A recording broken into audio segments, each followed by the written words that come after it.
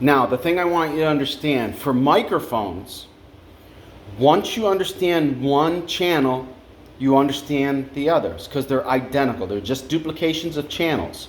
So don't let that sway you or intimidate you in any way. So you start from the top. We have the microphones which are plugged into here. You also have another way to plug it up, a 1/4-inch plug, because there's old mics or cheap mics that have that. It doesn't work as good as this way. Then you have inserts, which are for instruments. So if you wanted to hook up a guitar right into there, you could do that. But I would tell you the guitars, basically, you're going to want to go, yeah, on 1 and 2 you can. And if you do hook up the guitar, go ahead and press this guitar button. What that basically means is it changes the EQ to blend together more, which is more suited for a guitar. You'll see right there it says low cut. Now what the low cut is the low cut filter. I have those pushed in for the mics. Try it with and without the microphone. And what I want you to do is take your microphone and go like this, just start messing around with it, and you'll hear the handling noise through the system. Then when you press that low cut, you'll hear it less. And basically that's what that accomplishes. Now the EQ. Right now I have each of the mic EQs set. The high EQ is right around 11 o'clock. The high mid is just a titch below 11. Actually, it's like 10.5 if I had to guess. Then you look at the mid, that's right around 10 o'clock. You look at the bass, that's a little bit lower. We're talking about 9.5. That's how I set it. But for you, the way I want you to set it is there's 2 ways to do it. You talk on your microphone, make sure you're in front of the speaker or you could hear the speaker loud, then cut each one.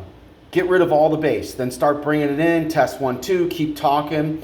Try to find where you hear that sweet spot and go a little bit past it to the point where you're like, I don't like that, and then back off of it a little bit. That'll be your sweet set. Then go ahead and do the next one, and next one. And that's the way I EQ. It doesn't mean that mine is the perfect way, but it seems to work for me, and my customers seem to like it that way as well. Now below it is 2 auxiliaries, monitor 1 and 2. If you were running a subwoofer here, subwoofer there, or a subwoofer and a singer monitor, you could plug them in there, and then you could control each one individually separate. Below this is your effects. I have the effects set right around 10.5. If I had to guess, just a titch below it. You could go ahead and change that the way you want. You have the center knob. That's basically just left and right. Now, if you took your 2 speakers and stuck one in one room and one in another, and you only wanted to play the one, you just go to the left or right to play it. And then below that is the mute. When you're not using channels, mute them. You'll notice that I have even the music muted. But I'm going to go ahead and unmute that because that's the channel we're using for music. Everything else is muted, including mic 2. When you're not using it, mute it. That's going to be something you're going to have to get used to. But then again, you could run into the problem where it's muted. Check 1, 2, check 1, 2, and you're like, oh my God, I don't hear nothing through the system. Check 1, 2.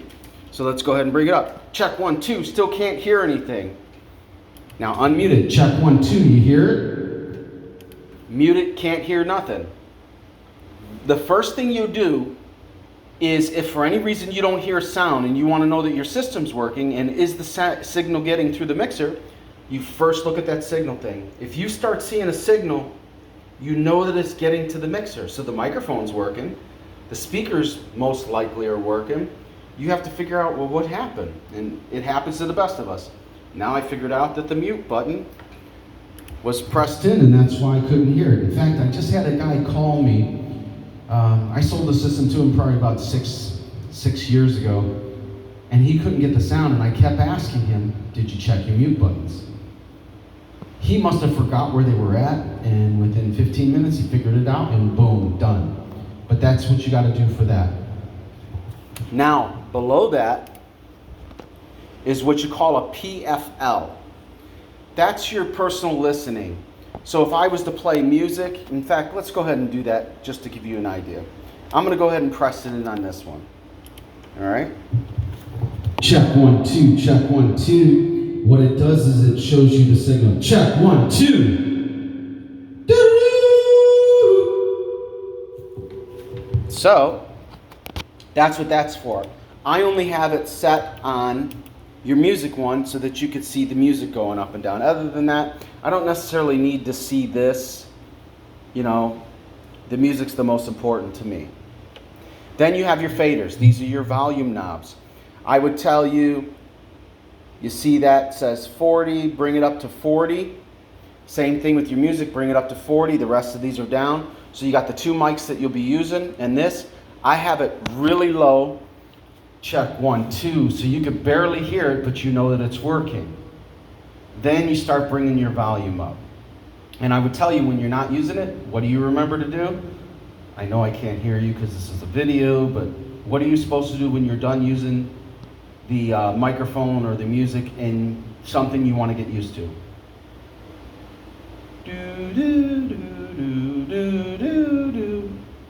All right, answer, press in that mute button. Get used to that, make it second nature.